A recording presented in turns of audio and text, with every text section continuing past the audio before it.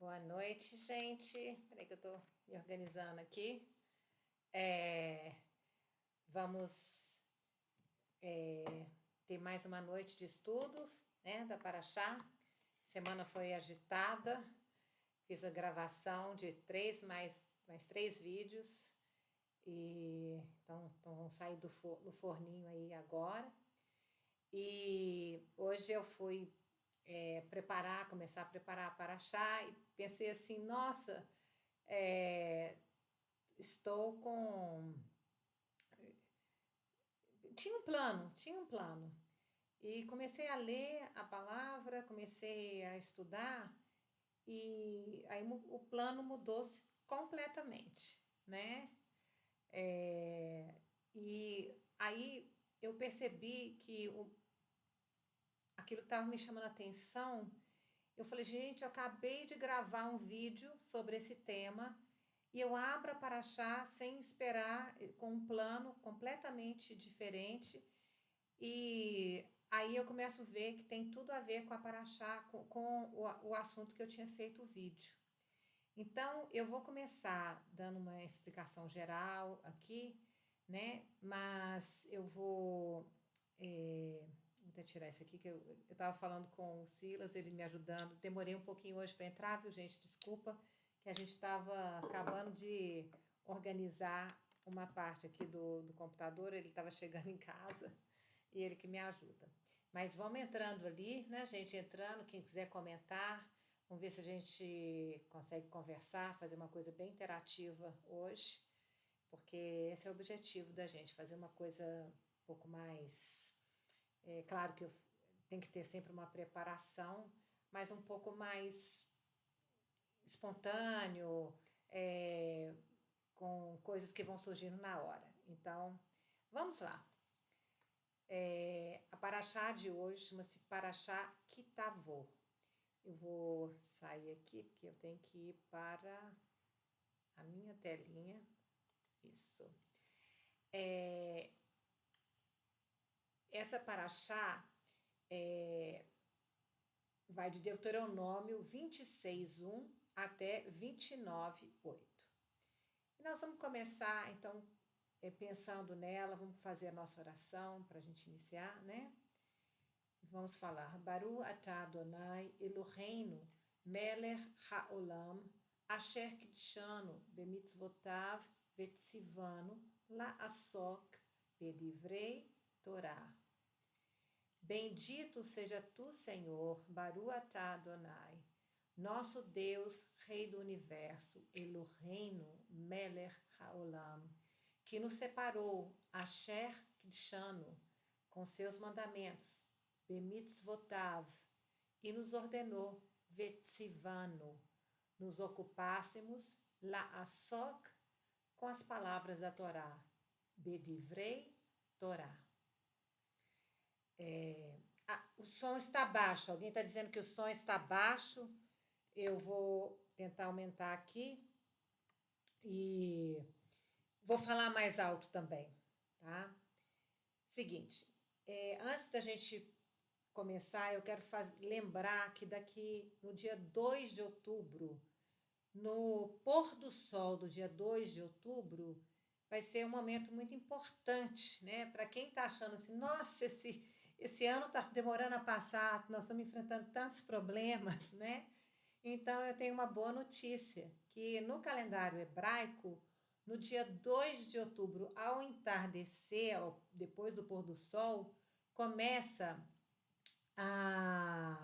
exatamente o quê? O ano novo, Rosh Hashanah. O ano novo, o Silas tá mexendo aqui, estou tentando aumentar, gente, o som, tá?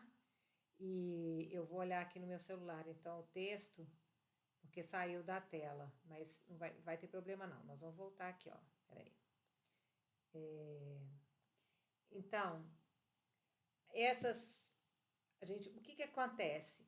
Então, ótima notícia pra gente. Nós vamos começar um ano novo.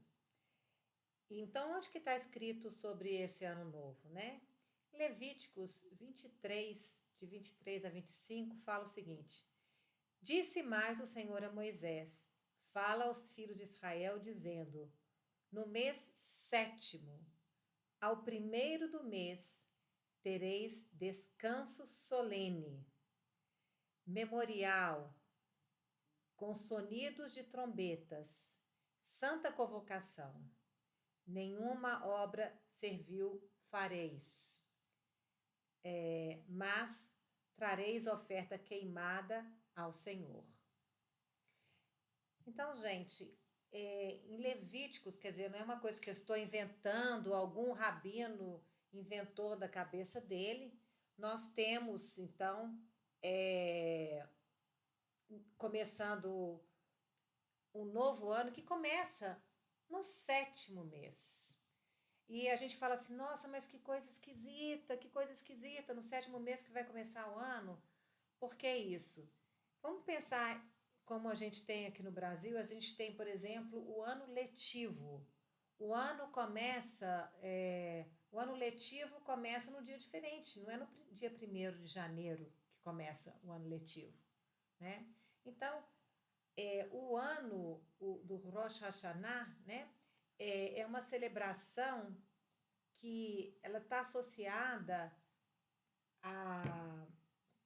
Seria o dia de se ouvir a trombeta, o som do shofar. É um dia meio... A Bíblia não fala muito, é meio misterioso. Mas se a gente lembrar de Tessalonicenses, onde Paulo escreveu assim: Porquanto o Senhor mesmo, dada a sua palavra de ordem, ouvida a voz do arcanjo e ressoada a trombeta de Deus, trombeta, o dia de ouvir a trombeta, descerá dos céus, e os mortos em Cristo ressuscitarão primeiro. Depois nós, os vivos, os que ficarmos, seremos arrebatados juntamente com eles entre nuvens para o encontro do Senhor nos ares. E assim estaremos para sempre com o Senhor. Então, esse texto é citado, Paulo fala sobre ressoar da trombeta. Então, essa trombeta, a tradição entende que essa celebração, para que aqueles que vivem fora da terra de Israel, demoraria 2 dias. Isso para dar tempo das pessoas saberem, porque antigamente não tinha tipo computador, não tinha essas mensagens rápidas. Então, o calendário, quando fosse mudar o mês, eles teriam que avisar as pessoas, e para dar tempo das pessoas celebrarem, eles até estendiam o tempo.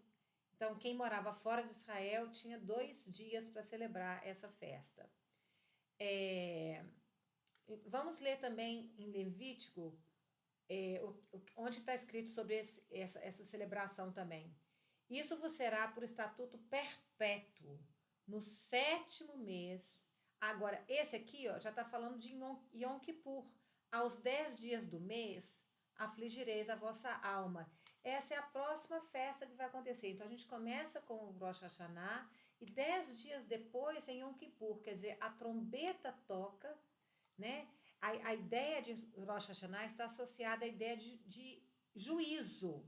A trombeta toca anunciando o juízo, a sentença divina. 10 dias depois, essa sentença vai ser retificada, mas ainda existe tempo de reverter o veredito através do arrependimento. Ainda há uma pequena brecha, uma possibilidade de perdão. Devemos, então, nos arrepender e pedir perdão, que poderá ou não nos ser concedido. O dia do perdão, 10 dias após o Rosh Hashanah, eu coloquei Rosh Hashanah, chama-se Yom Kippur, né, o dia do perdão, será um dia de jejum e arrependimento para a nação. Não é um arrependimento pessoal, da minha vida pessoal, o meu pecado pessoal. Esse é um dia de um arrependimento coletivo, de todos juntos, a nação juntos. Então, é um dia importantíssimo para a gente. Por que eu estou falando isso? Porque é para a gente já começar a se preparar, né? A gente já está no momento que a gente tem que estar observando e pensando na nossa vida e revendo cada coisa, né? o Rosh Hashanah é o ano novo dos anos. E é através do Rosh Hashanah que você marca o ano sabático e aqui o ano do jubileu. Então, assim, como eu falei, tem cada calendário para uma coisa. Então, o calendário do Rosh Hashanah marca o que passou o ano e marca o ano jubileu, 50 anos, 6 anos, aquilo para os escravos serem libertos, tudo isso é marcado pelo Rosh Hashanah, tá? É, eu também queria falar um pouco hoje sobre várias formas a gente ler a Bíblia. E as pessoas às vezes leem a Bíblia de uma forma muito seletiva. E a Paraxá dessa semana, ela tem um texto que muitas vezes as pessoas gostam muito de ler, né? Então, vamos supor, se a gente fosse ler a Bíblia de forma seletiva, então, olha que lindo, olha que bacana essa parte aqui. Ele fala assim: se atentamente ouvires a voz do Senhor teu Deus. Não, vou lá para baixo, porque se atentamente ouvires a voz do Senhor teu Deus, eu seleciono não escutar essa parte. Eu vou começar da parte boa, que é o seguinte: bendito serás tu na cidade, bendito serás tu no campo. Bendito o fruto do teu ventre, e o fruto da tua terra, e o fruto dos teus animais, e as crias das tuas vacas e as tuas ovelhas. Bendito o teu cesto e a tua amassadeira. Bendito serás ao entrares, e bendito ao saíres. É, essa é a palavra de Deus? Mas se eu leio ela e seleciono essa parte e falo com ela, mando e-mail, mando convitinho, mando mensagem de WhatsApp, com apenas essas palavras, eu estou fazendo uma leitura seletiva e muito favorável a mim. Leia isso, e a pessoa lê, repete. Então, a pessoa transforma a palavra de Deus num livro de sorte, e fé, aquele negócio de fazer torcida organizada, não tem um pensamento crítico. Então é muito fácil você gostar da Bíblia e ler a Bíblia escolhendo, selecionando os textos que te agradam e você nem sabe que aqui nesse contexto aqui, em Deuteronômio, nessa paraxá, vai ter muitas, mas muitas palavras de advertência. Palavras tipo, maldito você vai ser, maldito, olha aqui, ó, ele fala assim, ele fala bendito, mas ele fala assim, maldito o homem que fizer imagem de escultura ou de fundição, abominável ao Senhor, obra de artífice, e puser em lugar oculto. Maldito aquele que desprezar o seu pai ou a sua mãe. Maldito aquele que mudar os marcos do seu próximo. Maldito aquele que fizer o cego errar o caminho. Então, essa é uma paraxá, você tem que ler ela completa. E você vai ser bendito se você guardar a palavra de Deus. Existe uma condição. Então, é muito importante então a gente ler a passagem inteira, tanto uma parte quanto outra, não fazer uma seleção daquilo que me agrada. Outra forma de ler a Bíblia é uma forma apenas histórica. É muito importante. Gente, tem muita coisa na Bíblia que a gente não entende o que está falando, porque a gente não entende a história, qual que é o contexto histórico do que está dizendo. E se alguém que conhece mais, conhece a história, for nos debater, por exemplo, uma passagem que é dita na época do nascimento de Jesus, falando sobre aquela que fala que Raquel chorando pelos filhos que já não existem, né? Quando vem a morte, o Herodes ataca a cidade e mata as crianças, vem logo essa palavra citando o livro de Jeremias. Jeremias não falou aquilo pensando em Maria, ele tava lembrando daquela história de Gênesis lá atrás, e ele provavelmente estava usando aquilo como uma metáfora do povo sendo expulso de Israel, sendo levado ao cativeiro. Jeremias usa o que está escrito em Gênesis de uma forma, ele tem essa liberdade interpretativa e uma liberdade profética, e o livro de Mateus usa de uma outra liberdade profética de lembrar daquele mesmo versículo, mas falando sobre as crianças que estavam sendo mortas em Belém, na época que Jesus nasceu. Então, se eu encontro uma pessoa que não acredita em Jesus, ela pode falar assim: que isso? Jeremias, isso que está escrito em Mateus, está tudo errado. Jeremias estava falando dos cativos que estavam saindo de Jerusalém. Aí eu não conheço a história, eu não sei nada, eu não tenho nem argumento, eu nem sei como que a Bíblia é escrita e como que ela funciona. Então, é importante a gente conhecer a história? É.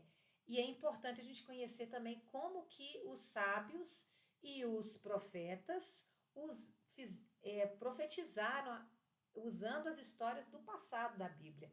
Então, se a gente lê a Bíblia pensando apenas naquela história de um povo, uma cultura, um povo distante, eu não vou conseguir fazer as conexões que são necessárias, né? Agora, o que a gente vai fazer hoje aqui? Nós vamos ler procurando os vários níveis de mensagem. Então, e nós vamos ver que uma mensagem, ela está ligada na outra, que está ligada na outra, que está ligada na outra, então forma um conjunto consistente, uma base sólida e incrivelmente conectada, a Bíblia toda conectada. Então, vamos fazer essa leitura, vamos começar finalmente com a Paraxá, porque já falamos do que vai acontecer lá em 2 de outubro, né, na noite do dia 2 ao dia 3, e agora vamos começar realmente a nossa Paraxá. Eu não vou começar lá do início, como sempre eu faço sempre uma escolha, uma seleção, então vamos começar com essa leitura.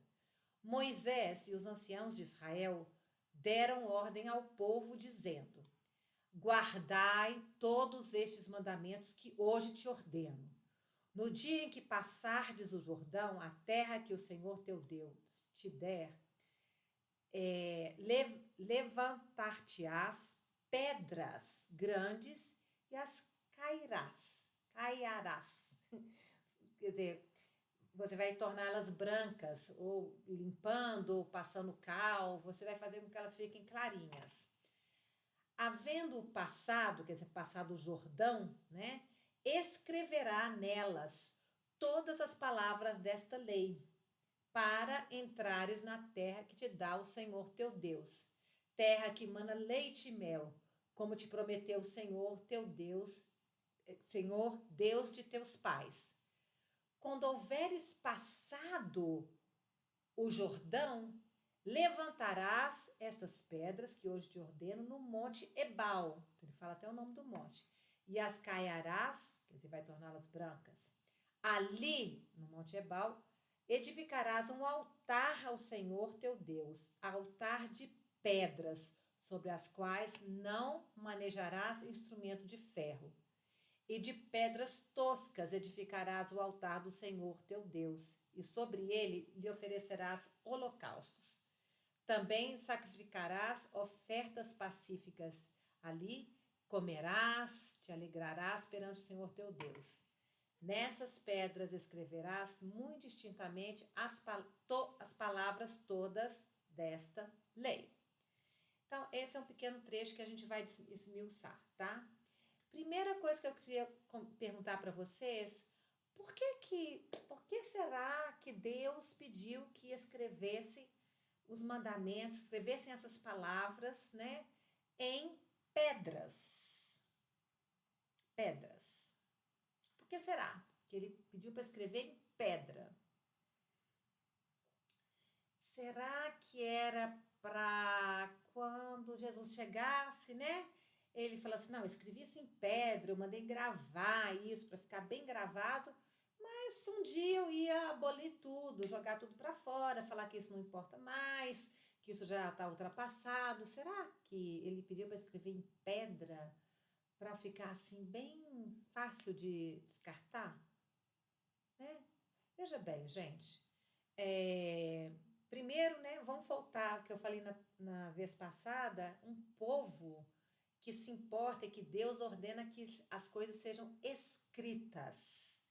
A escrever e documentar algo é uma forma de você marcar aquele lugar e você não deixar a informação perder, ela não ficar solta. A gente faz uma reunião, se faz a ata da reunião, se escreve, alguém escreve e manda. Então, tudo que é documentado pode ser descoberto pela história, pode ser analisado, pode ser lido por uma outra pessoa em outro tempo. Então, de novo, né, pensar que é um povo que é instruído a escrever, né? Então tá. Primeira coisa. E também, vamos pensar, vamos só lembrar uma coisa. Das palavras, essas mesmas palavras, Moisés recebe, né, de Deus fala com ele. Deus, próprio Deus, fala com Moisés. Desculpa, com Josué. Com Josué, estou falando nem, mais para frente, né? Josué vai aparecer, vai substituir Moisés. E Deus fala assim com Josué: ser forte, muito corajoso, para teres o cuidado de fazer segundo toda a lei que meu servo Moisés te ordenou. Então, aquelas palavras que estão escritas nas pedras, Josué, preste atenção, faça tudo que está lá que Moisés ordenou. Dela não te desvies, nem para a direita nem para a esquerda, para que sejas bem-sucedido por onde quer que andes. Não cesses de falar deste livro da lei. Quer dizer, ali já tinha algum rolo da Torá, né? Tinha escritos, então não cesse de falar deste livro da lei. Antes, medita nele dia e noite, para que tenhas cuidado de fazer segundo tudo quanto nele está escrito. Então farás prosperar o teu caminho e serás bem-sucedido.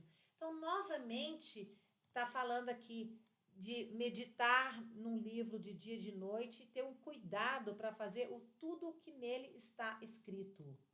Então, Deus não, a lei dele continua. Outra coisa que eu queria comentar é que o nome, em português, são dois nomes, Josué e Jesus. E são bem diferentes. No hebraico, Josué é Yehoshua e Jesus é Yeshua. Então, é o mesmo personagem, gente. Lembra que a gente falou que Moisés ele não chega a cruzar o Jordão de volta, ele não entra na Terra Prometida, mas o Yehoshua, ele entra na Terra Prometida, que é uma própria metáfora de Jesus, né? Yehoshua e Yeshua. Yeshua é apenas a forma mais curta de falar o nome Yehoshua. É o mesmo nome, só que é como se fosse assim, Roberto e Beto, entendeu? Na época de Jesus, fazia uma forma mais curtinha, mas é o mesmo nome. Então, Yeshua e Yehoshua, né, representam aí o ministério, a conquista da terra, né? O Senhor, quando ele voltar, ele vai conquistar a terra literalmente, ele vai fazer reinar a lei dele, né? Então, as duas vidas estão absolutamente ligadas. Tá. E engraçado também, uma das coisas que eu pensei, que ele pensar nessas pedras, que elas deveriam ser caiadas. E essas pedras caiadas, quer dizer, iriam ser tornadas brancas. Eu não sei exatamente como que essas pedras ficariam mais claras, qual o processo. Eu penso talvez colocar talvez o cal ou gesso, algum tipo de gesso para fazer elas ficarem mais brancas. Essas pedras, elas não poderiam, ele não poderia passar ferro nelas, elas não poderiam ser transformadas em tijolos, por exemplo, né? Elas não poderiam ser colocadas de forma, sabe quando você quebra a pedra e faz ela toda formatada, todas iguais? Deixa eu te falar, o Deus, já entrando numa parte, né, representativa, e nós somos chamados de pedras, né? Aliás, nós somos como pedras vivas no templo do Senhor, né? E ele não vai, ele fez cada pessoa de um jeito. Não é para a gente ser todo mundo uniformizado, todo mundo certinho, certinho, como se fosse uma construção com tijolinhos. Então, era muito interessante isso, que as pedras não poderiam ser trabalhadas pelo homem. Então, são pedras que iriam se encaixar. E quando você faz o encaixe, às vezes uma pedrinha que é pequena, você tirar aquela pedrinha pequena no encaixe de várias pedras, elas podem se desequilibrar. E isso nos faz lembrar que cada pessoa do reino é importante. E cada ministério, cada contribuição, e ninguém tem todas as figurinhas. Então, a gente precisa de uns dos outros. Por isso que as pessoas entram aqui, eu assisto live de outras pessoas, nós vamos todos aprendendo uns com os outros, né? Então, e o que acontece que eu me lembrei também é que quando nós estivermos com o Senhor, né, em Apocalipse, tem um versículo que fala o seguinte, aqui é Apocalipse: quem tem ouvidos, ouça que o Espírito Santo diz às igrejas. Ao vencedor, dar-lhe-ei do maná escondido, bem como lhe darei uma pedrinha branca. Ó, oh, olha o detalhe. E sobre essa pedrinha escrito um nome novo, o qual ninguém conhece, exceto aquele que o recebe. Então, gente, olha a ligação. Essa pedra, um dia a gente vai receber uma pedrinha, né? Com alguma coisa escrita, e a pedrinha é branca. E na época, Deus fala para que essas pedras fiquem caiadas, quer dizer, elas iriam se tornar brancas, né? Então, outra coisa interessantíssima, gente, é que, primeira coisa, passar o Jordão aqui, tá, gente? É realmente a palavra, desculpa, aqui, ó, passada é cruzar no hebraico, tá? E cruzar, a palavra cruzar é muito importante porque é a palavra de onde deriva também a palavra hebraico. A palavra hebraico significa cruzar. O próprio nome hebraico vem da palavra cruzar, é aquele que cruza. E é isso que a gente tem que fazer na vida, a gente tem que cruzar. Nós não podemos ficar só na dimensão terrena, no nosso lugar, nas nossas coisas, na nossa vida. Nós temos que cruzar para encontrar com o outro, cruzar para entender a palavra de Deus, para cruzar, assim, de ter um mundo mais amplo, né? Um mundo mais amplo. Então tá. E você vê que essa lei era para algum momento no futuro, porque ele iria edificar altar de pedras, mas depois também Deus diz que iria haver um tempo que ele ia colocar o nome dele num determinado lugar e os sacrifícios todos seriam lá nesse outro lugar, que é o Templo do Monte. Aliás, falando do Templo do Monte, a gente pode, eu vou mostrar aqui, a pedra fundamental que tem hoje, que está guardada, acabei de lembrar disso,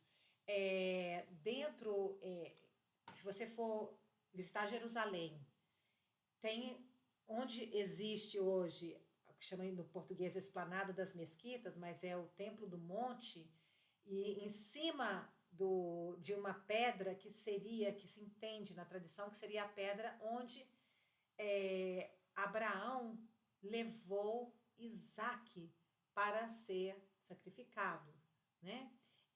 E essa pedra é chamada de pedra fundamental. Eu vou colocar aqui, ó, vou mostrar aqui, ó. A pedra, aqui, ó, foundation stone, a pedra da fundação. Hoje está dentro de uma mesquita e a gente nem pode entrar lá mais. Eu lembro que eu fui quando eu era adolescente, eu fui em Jerusalém e entrei aqui dentro, mas hoje em dia eles não permitem mais que a gente entre, e chama-se pedra fundamental. E a tradição, então, diz que ali seria o local onde Abraão levou Isaque para ser sacrificado, e é também onde estaria o Santo dos Santos. Espera aí, que agora eu perdi minha... Ok, vou parar já. Tá. Onde estaria o Santo dos Santos também. Então, veja como é que as coisas todas são uma ligada à outra, né? Vamos só ler aqui também. Já não sois estrangeiros e peregrinos, mas concidadãos dos santos, sois da família de Deus, edificados sobre o fundamento dos apóstolos e profetas, sendo ele mesmo, Cristo, a pedra angular. no qual todo edifício bem ajustado cresce para santuário dedicado ao Senhor, no qual também nós juntamente estáis sendo edificados para a habitação de Deus no Espírito. Então, essa pedra, né, que a gente, que ele está falando aqui, que ele deveria levantar e escrever a palavra, é o fundamento de tudo. Agora, a palavra pedra, ela no hebraico, eu vou colocar bem grande aqui, ó. Eu vou mexer no texto aqui, vou colocar bem grandão. Vou aumentar aqui, ó. A palavra pedra tá aqui, ó. Even. Ela possui 3 letras. Olha que interessante. Essas 2 primeiras letras aqui, ó, o Aleph e o Bet, aqui, olha, eu coloquei ele aqui, Aleph e Bet, forma a palavra pai. Pai. As 2 primeiras, a palavra pai. E aqui embaixo tem aqui, ó, tem essas outras, as 2 últimas, que é a palavra ben, aqui, ó. Ben, tá? Significa filho, filho. Então, gente, o que a gente vê? Que dentro da palavra pedra, nós encontramos o pai e o filho juntos. O pai e o filho. Quando você pensa na palavra pedra, você pode ver as 2 palavras, uma unida na outra ali. Então, vamos lembrar do que está escrito, né, na Bíblia. Ele vos será santuário. De quem está falando? Falando do Senhor. Será pedra de tropeço e rocha de ofensa às 2 casas de Israel, e laço de armadilha aos moradores de Jerusalém. Então, gente, a Torá, que ela representa o pai e o filho juntos. Então, a gente não pode, se a gente negar, se a gente não aceitar, não quiser a lei do Senhor, é como se a gente não estivesse querendo onde está escrito, onde tem o pai e o filho estão juntos ali, na lei do Senhor, que está escrito neles, né? Sobre quem o profeta está falando quando ele fala que ele vos será santuário, será pedra de tropeço, né? Quem podia ser rocha de ofensa e ao mesmo tempo santuário? A gente sabe que é Yeshua, né? Jesus. Então, é uma pessoa muito especial. Portanto, assim diz o Senhor: eis que assentei em Sião uma pedra, Even. Pedra, Even, já provada. Pedra preciosa, angular, solidamente assentada. Ah, tá. Eu vou pedir para. Vou colocar maior aqui também, ó. Aqui, ó. Vou colocar maior, peraí. Essa leitura, colocar maior também. Olha aqui, a palavra pedra, que aparece 3 vezes, na verdade, no hebraico ela aparece 2 vezes só. Mas no português, olha aqui, ó. Aqui, essa palavra pedra tá aqui. Pedra, já provada. Então, a gente sabe que essa pedra é o Senhor. Agora, o que está escrito no Senhor? O que ele está escrito? A própria palavra viva do Senhor. Está escrita nele, né? Vejamos. Chegando-vos para ele. Vou colocar maior também.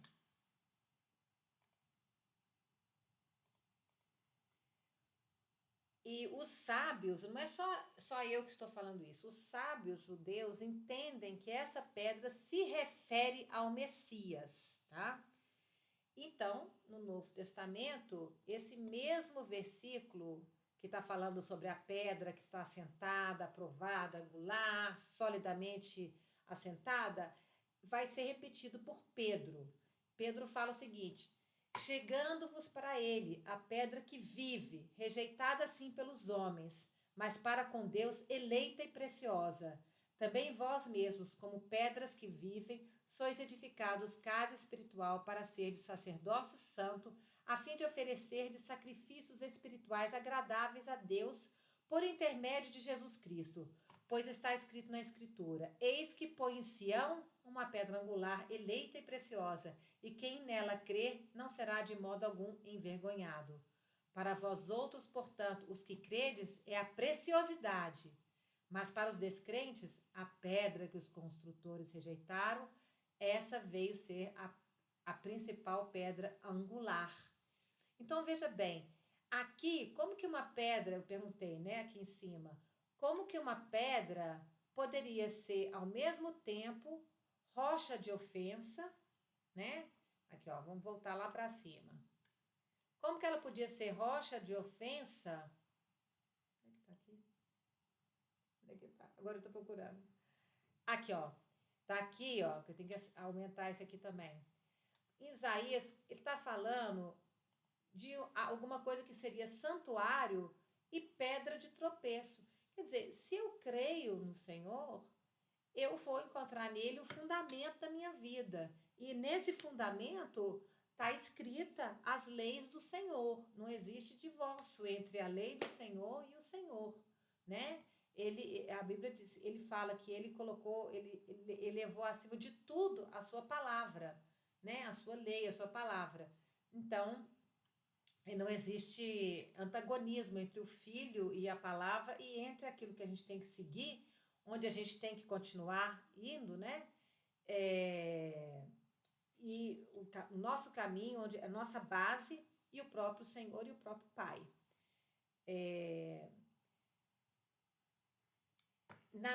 A partir do momento em que compreendemos que essa pedra representa a união do Pai e o Filho, percebemos que o fundamento de toda a criação está neles e que rejeitar um é rejeitar o outro, né? E também, gente, a pedra que a gente viu aqui, que é chamada de é a fundação do mundo. Outra ideia que existe, isso é uma tradição, é que essa pedra onde Abraão levou Isaac para o sacrifício, onde era o Santo dos Santos, seria, vamos dizer assim, a pedra fundamental do lançamento da planeta Terra. É ali que estaria, vamos dizer, a pedra de onde começou tudo. Né? Essa é uma ideia, não é bíblica, mas é uma ideia de a centralidade daquele lugar. Né? E faz muito sentido, porque, veja bem,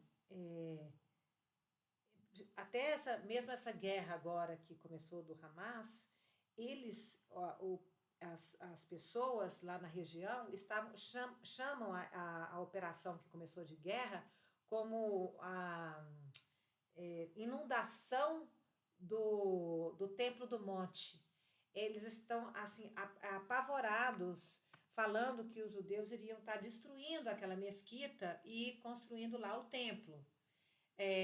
Até isso foi exacerbado também, porque há um ano, acho que um ano e meio, 2 anos atrás, chegou também em Israel as 5 vacas vermelhas que foram importadas do Texas, né? Chegaram lá, que essas vacas são importantes para o sacrifício, para a purificação das pessoas para poder fazer o serviço do templo. Então, isso envolve muito as pessoas e existe uma disputa por aquele lugar. A vontade todo espírito de extermínio contra o povo judeu é uma forma de negar a palavra de Deus, porque ele falou que ele tem uma ligação eterna com Israel, independentemente de qualquer coisa, né? Então, o que eu queria falar era isso. Vamos lembrar outra coisa, que no livro de Êxodo temos um evento importante. Deus, ele escreve em 2 pedras os 10 mandamentos, né? Vamos ler. E tendo acabado de falar, deixa eu colocar bem grande aqui também, ó, 30. Aqui, ó.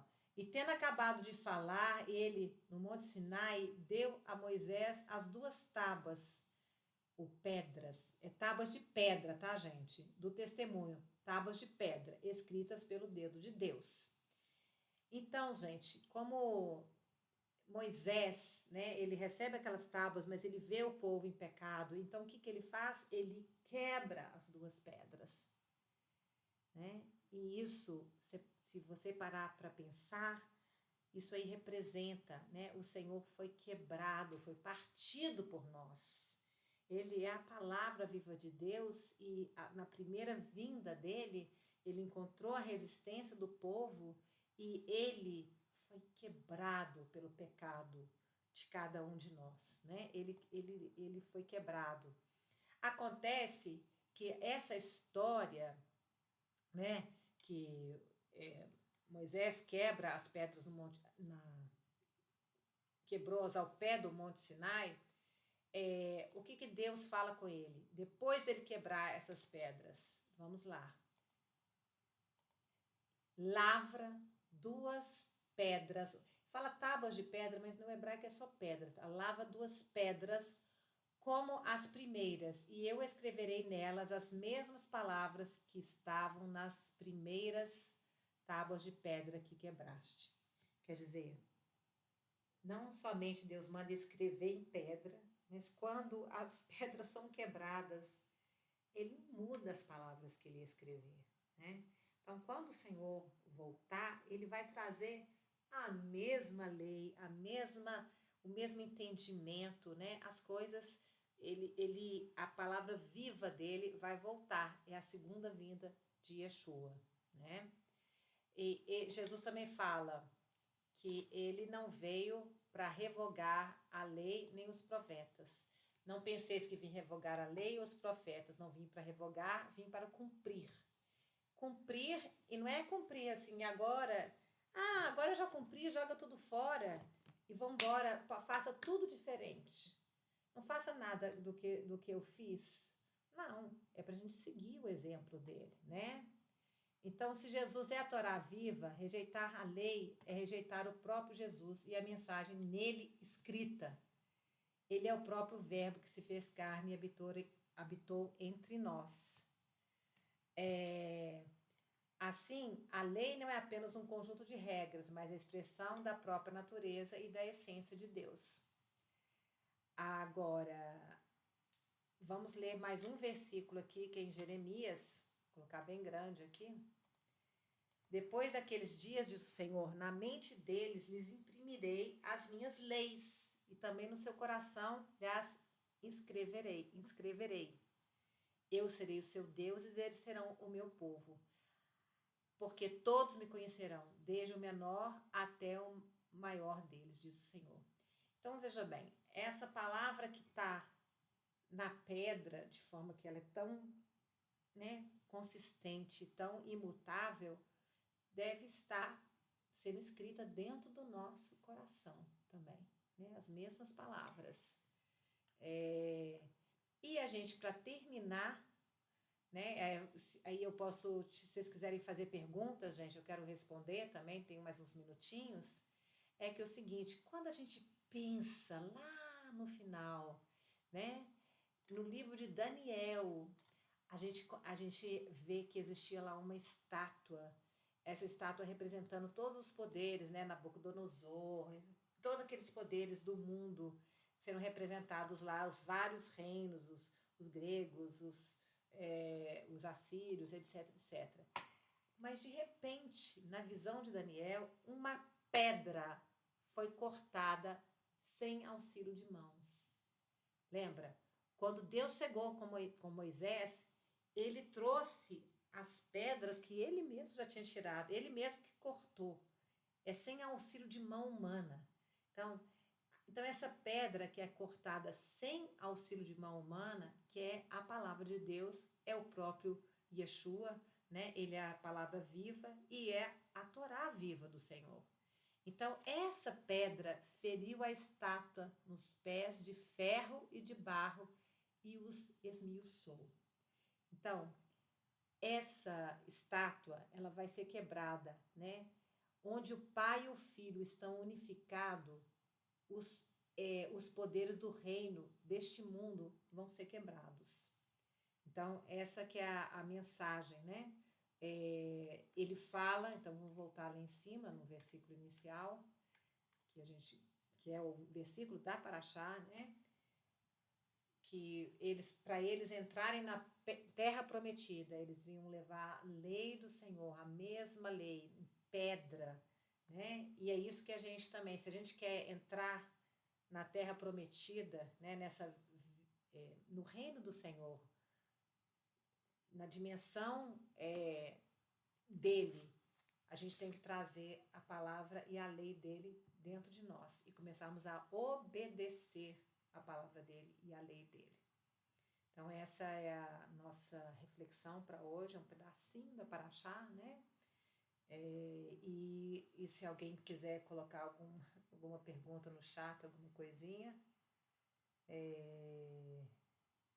estou aguardando aqui. Eu acho que não tá ninguém escrevendo hoje, gente. Então, vamos agradecer e vou terminar com uma oração, tá? Senhor Deus, obrigada por esse momento de reflexão. Muito obrigada por todos que estão aqui juntos. Nós queremos seguir uma palavra sólida e nós te agradecemos que tudo na palavra, na tua Bíblia, está ligado e conectado. Nos ajuda a enxergar a Bíblia, não de uma forma seletiva, lendo só as coisas que nos agrada, não, nos ajuda a entender a história, mas poder entender também as ligações e os vários níveis de realidade que a tua palavra mostra, Senhor. Que a gente não leia as paraxás e a Torá como se fosse assim a história de um povo distante, num lugar distante que não tem nada a ver comigo. Que a gente possa entender o quão atual é a tua palavra e quão importante é a gente seguir os teus mandamentos e obedecer a tua palavra. Que todos possam ser abençoados nesse estudo. Nós te agradecemos por esse tempo aqui. Até logo. Muito obrigada, Senhor. Amém. Gente, então, vou me despedir de vocês e depois a gente retornamos na próxima quarta. Na próxima quarta eu não sei se eu vou estar aqui, eu até peço orações, porque recebi um convite para ir junto com uma organização com um pastor da Colômbia para estar indo para Israel. Só que meu passaporte está no consulado americano, então eu não sei se eu vou receber o meu passaporte de volta. E também a situação lá está ficando um pouco mais agitada, então não sei se o marido vai concordar de eu ir.